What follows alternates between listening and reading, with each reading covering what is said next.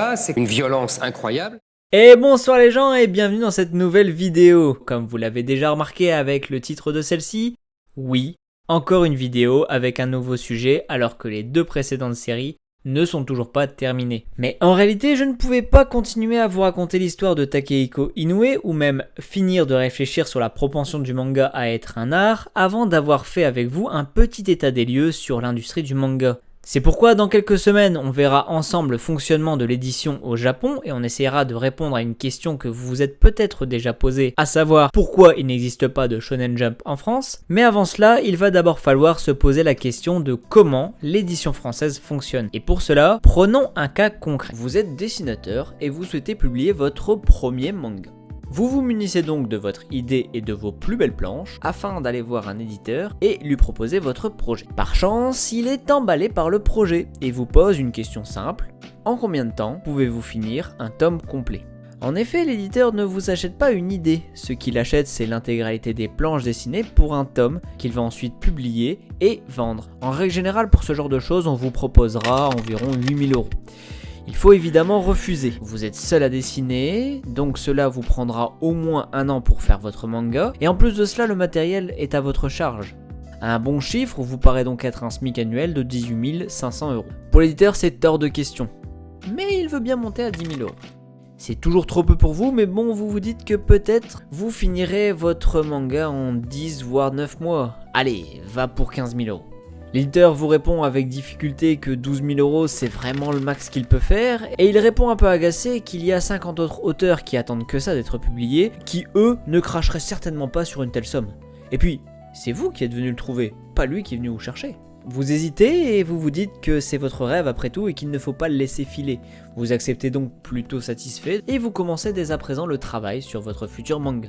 En réalité, sachez que vous n'avez pas été mauvais en négociation, mais que vous avez signé pour la base de l'acceptable. Parce que ces 12 000 €, c'est du brut annuel. Il va falloir déduire les charges sociales, entre 15 et 25%, soit une avance qui se transforme en 10 200 € net. Ce qui correspond à votre salaire et à vos achats de matériel pour cette année. Mais bon, vous vous rassurez en vous disant que ce n'est qu'une passade, un début, et puis finalement, tout va bien pour vous. Vous finissez en 11 mois ce premier tome, vous êtes complètement à sec, mais heureux. Il en faut peu pour être heureux, vraiment très peu pour être Heureux d'avoir produit votre première œuvre personnelle. Et par chance, le public l'est tout autant. Il vous a acheté 2000 tomes pour ce premier mois de lancement. Tout se passe donc bien et l'éditeur est prêt à vous éditer la suite en vous proposant une avance de 12 000 €. Donc vous renégociez et passez à 14 000, vous disant qu'avec l'arrivée des droits d'auteur, tout se passera bien et que vous arrêterez de manger des pâtes. Mais le temps passe et rien, pas de droits d'auteur. Au bout de 6 mois, interloqué, vous appelez l'éditeur pour lui demander comment se portent les ventes. Il vous répond sereinement que c'est plutôt stable avec 1500 tomes par mois en moyenne, ce qui fait un total de 8000 tomes vendus pour le moment. Étonné par sa réponse, vous lui demandez donc quand est-ce que vous récupérez vos droits d'auteur du coup. Ce à quoi on vous répond pas avant minimum un an à ce rythme-là. À ce moment-là, vous tombez des nues. Comment ça se fait ?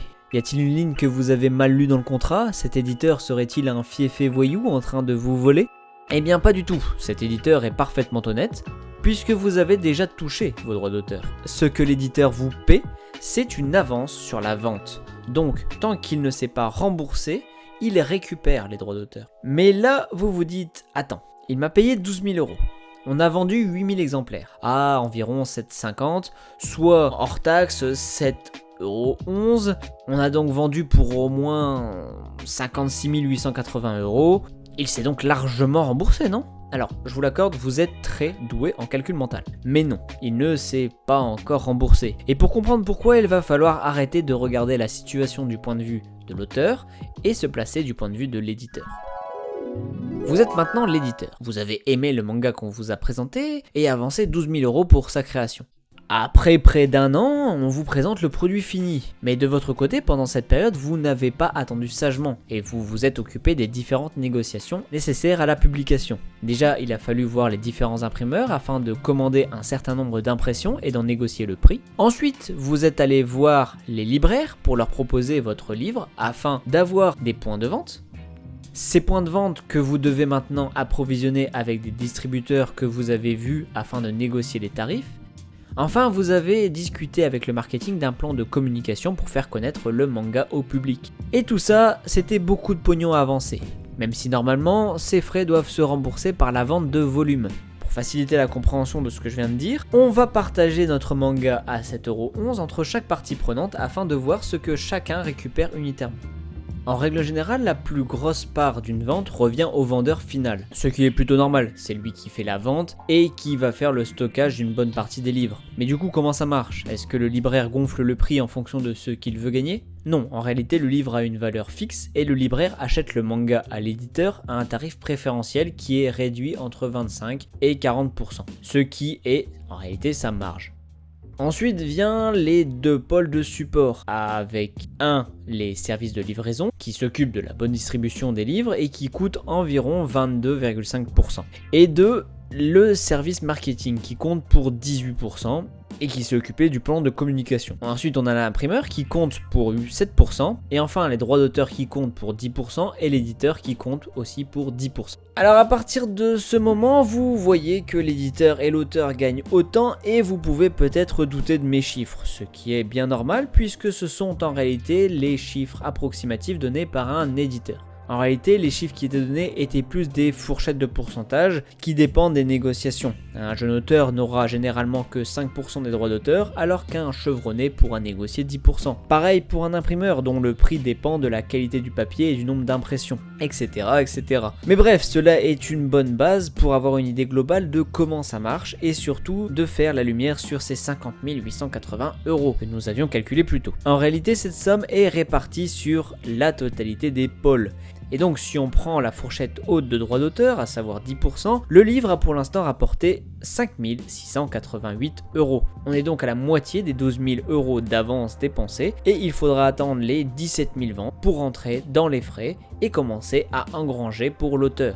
Par contre, si on dépasse ces chiffres de vente, c'est jackpot pour tout le monde. D'ailleurs, pour notre petit dessinateur, logiquement, d'ici quelques années, il devrait toucher des royalties, donc logiquement, ça ira bien. Mais pour l'instant, ce que l'on constate, c'est que notre éditeur est à perte, puisqu'il vient de redonner une avance de 14 000 € qu'il n'a pas encore.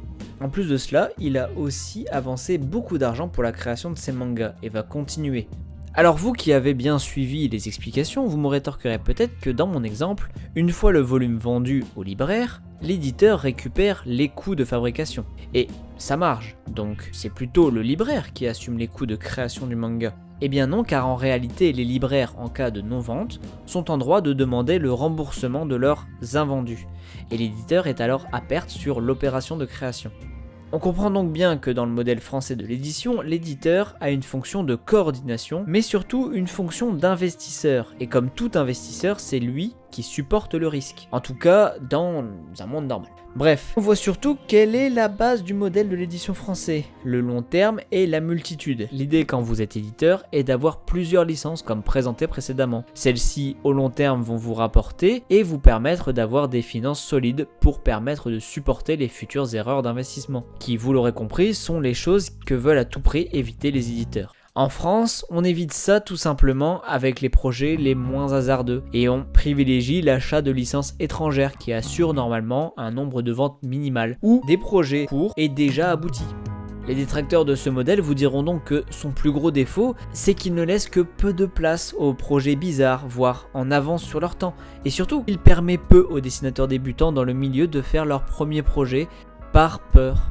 Et généralement, on prend en exemple le modèle japonais comme contrepoint. En effet, une des grandes réussites du modèle japonais est de réussir à faire émerger des nouveaux talents chaque année. Et donc, comment l'édition japonaise réussit-elle cet exploit ? Eh bien, pour le savoir, il faudra attendre la seconde partie. J'espère que celle-ci vous a plu. Si c'est le cas, n'hésitez pas à lâcher un pouce bleu, à vous abonner ou à mettre la cloche, apparemment c'est utile.